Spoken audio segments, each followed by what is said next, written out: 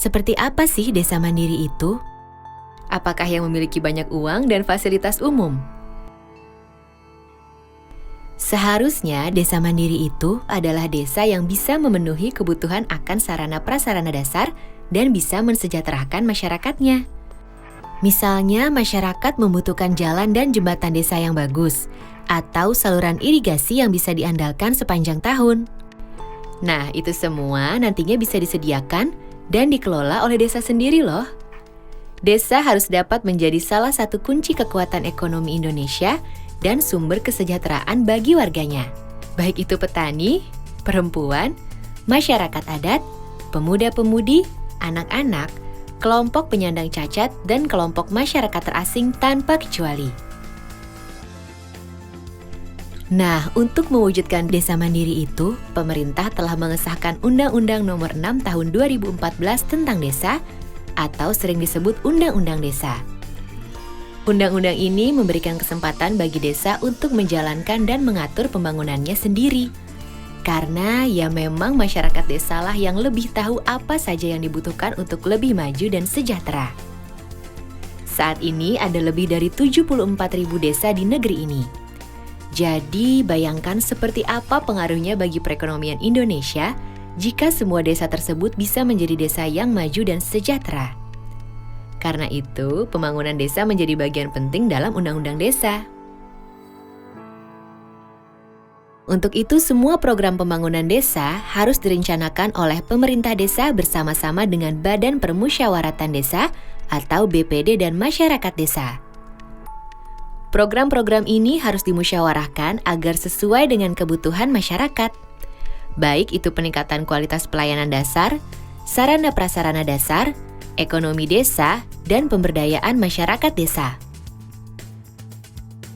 Semuanya menjadi rencana pembangunan jangka menengah desa atau RPJM desa untuk 6 tahun ke depan yang dituangkan dalam Rencana Kerja Pemerintah Desa atau RKP Desa Tahunan. Jadi setiap tahun harus dilakukan beberapa kali musyawarah desa untuk mempertajam dan menyepakati rencana kerja dan anggaran desa tahunan. Semua kegiatan tingkat desa harus dapat direncanakan, dilaksanakan, dan diawasi oleh masyarakat desa sendiri. Termasuk juga setiap ada permasalahan atau kebijakan yang menyangkut kepentingan masyarakat desa harus dimusyawarahkan dulu. Dengan Undang-Undang Desa, desa diberikan kepercayaan penuh untuk mengelola anggaran desa sendiri. Dananya cukup besar loh, sesuai luas, jumlah penduduk, dan tingkat kemiskinan per desa. Sedikitnya 70% dari anggaran pendapatan dan belanja desa atau APB desa harus dimanfaatkan untuk pembangunan. Sedang untuk gaji dan operasional perangkat desa tidak boleh lebih dari 30%. Untuk itu, setiap desa harus bisa membuat dan mengelola rencana APB desa secara transparan dan dapat dipertanggungjawabkan. Pemerintah desa harus menjalankan sistem informasi desa, termasuk laporan keuangan desa, yang bisa dilihat dan dipantau oleh siapa saja. Sistem ini juga berguna untuk memberikan saluran bagi masyarakat untuk menyampaikan keluhan yang ditemukan dan perkembangan penyelesaian masalah. Selain itu, Undang-Undang Desa juga membuka kesempatan bagi masyarakat desa untuk mengelola sendiri seluruh aset yang ada di desa. Kemudian, untuk meningkatkan pendapatan desa, desa dapat mendirikan badan usaha milik desa atau disebut BUM desa. Melalui BUM desa, masyarakat desa dapat meningkatkan sendiri kehidupan perekonomian perdesaan dan memanfaatkan hasilnya untuk kesejahteraan bersama. Salah satu semangat utama yang dibawa oleh Undang-Undang Desa adalah gotong royong. Bukan hanya antara masyarakat yang berada di satu desa saja, tapi juga dengan masyarakat yang ada di desa-desa tetangga. Undang-Undang Desa mendorong agar kerjasama antar desa ditingkatkan untuk memaksimalkan kemampuan dan sumber daya yang ada agar menjadi lebih besar dan kuat. Misalnya, pengembangan usaha bersama, kerjasama di pengelolaan lingkungan dan sumber daya alam, kegiatan pemberdayaan masyarakat, sampai dengan pengembangan kawasan perdesaan yang menggabungkan kemampuan dan aset desa-desa untuk mencapai kesejahteraan bersama. Untuk itu, Badan Kerjasama Antar Desa atau BKAD dapat didirikan atau ditingkatkan peran dan lingkupnya. Di samping itu, Undang-Undang Desa juga menekankan pentingnya peran lembaga kemasyarakatan desa untuk membangkitkan partisipasi semua masyarakat desa.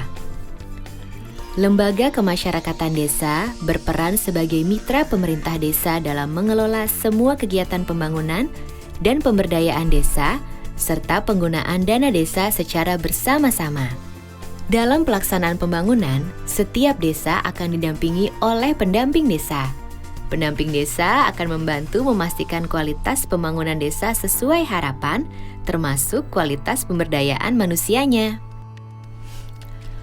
Jadi, Undang-Undang Desa hadir untuk menguatkan identitas dan jati diri desa, serta memberikan kesempatan seluas-luasnya bagi desa untuk mengatur dan mengelola pembangunannya sendiri untuk lebih maju dan sejahtera.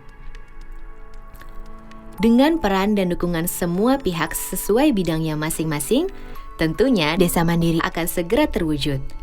Desa yang menjadi sumber hidup dan kesejahteraan bagi masyarakatnya, desa yang menjaga martabat dan kearifannya, desa yang menjaga lingkungan, budaya dan nilai-nilai tradisionalnya, serta desa yang dibangun dan dijaga secara mandiri dan gotong royong bersama oleh seluruh masyarakatnya. Jadi, ayo kita semua bersama-sama dukung Undang-Undang Desa.